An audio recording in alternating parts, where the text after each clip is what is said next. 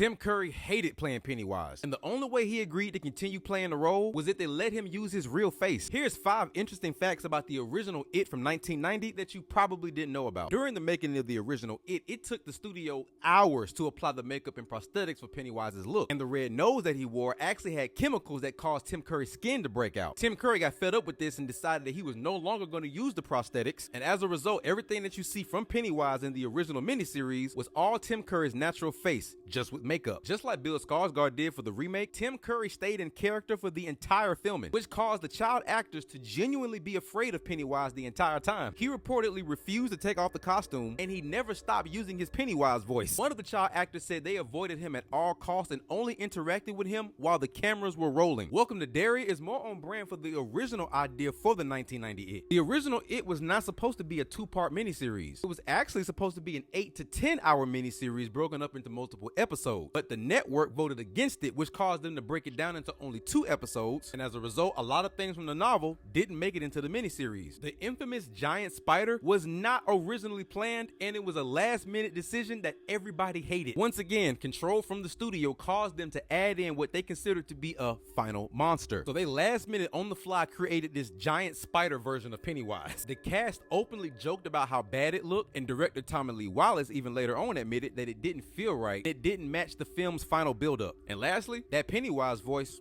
was real. No editing, no voice filters. That was all Tim Curry, which is a trend that was later carried on by Bill Skarsgård because his Pennywise voice was just as natural as Tim Curry's. And that, ladies and gentlemen, is 5 interesting facts about the original It that you may not have known. Is there any other horror movie lore that you want me to cover? Just hit me up in the comments and let me know. And if you like scary movies, follow for more.